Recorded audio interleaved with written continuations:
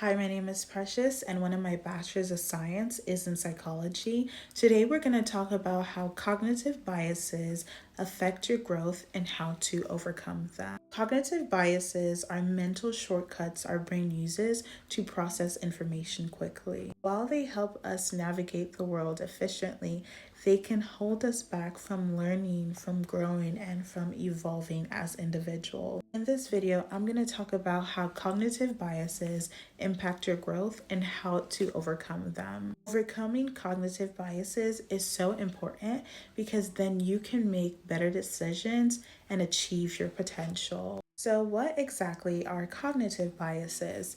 I know I briefly explained it in the intro, but I'm going to explain it a bit more further. Cognitive biases are systematic patterns of thinking that causes us to perceive and interpret information inaccurately. These biases arise because the human brain is designed to process a vast amount of information, so it relies on shortcuts, also known as heuristics, to make decisions. Although these errors can help us react more efficiently in certain situations, we're more prone to judgment when cognitive biases occur. Cognitive biases affect how we think, how we learn, and also how we make decisions. They influence our perceptions of ourselves, others, and the world around us, even without us realizing it sometimes. So, there are three cognitive biases that affect your growth, and I'm going to talk about it.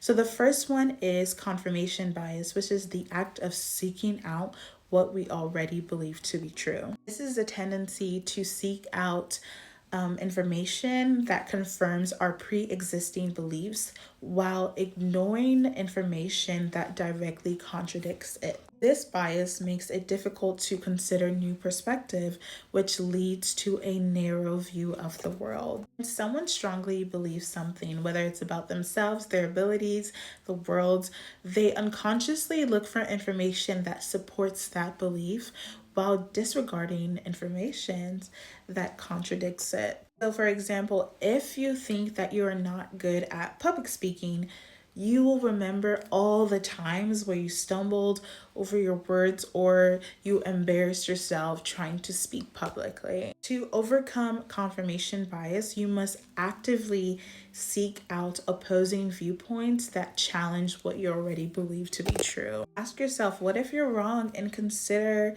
the evidence there are for or against your beliefs. Okay, the next one is the Dunning-Kruger effect, which is thinking then you know more than you actually do. This is a phenomenon where individuals with low knowledge or low experiences tend to over exaggerate their experiences. So those with lower knowledge and lower experience overestimate theirs, while those with greater knowledge and greater experience underestimate theirs. This bias is especially dangerous because it creates a false sense of confidence. Due to this, people make poor decisions based off incomplete understanding. So when someone experiences the Dunning-Kruger effect, they think that they have mastered a skill even though they've been briefly exposed to it. For example, someone who reads articles about investing, a few articles about investing, may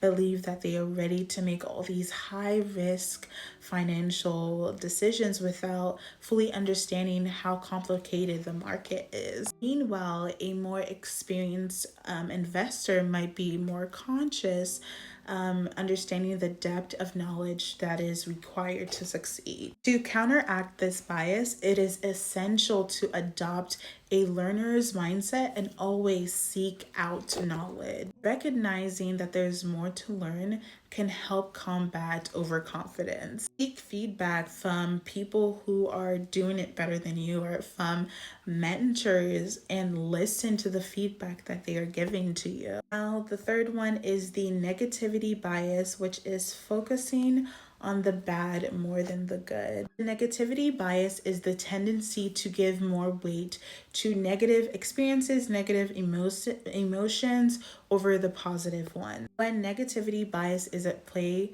we tend to remember criticism more than praise. So we tend to forget our achievements and more so focus on our failures. This bias is dangerous because it erodes confidence and discourages persistence. To overcome negativity bias, practice gratitude and also reframe failures and challenges and difficulties as an opportunity for you to grow, for you to learn, and for you to evolve as an individual. So, when I do something and I don't succeed at it the first time, I don't say I failed.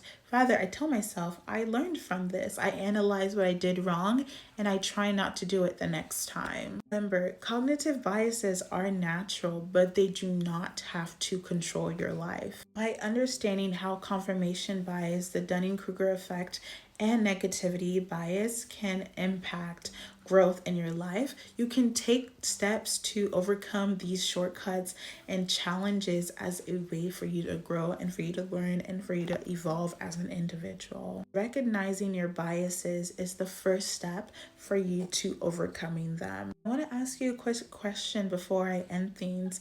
Which of these biases affects you the most? I want you to think about it, and you don't have to comment it, but just make the conscious decision to try to overcome that specific bias. That is all for this video. Thank you so much for watching.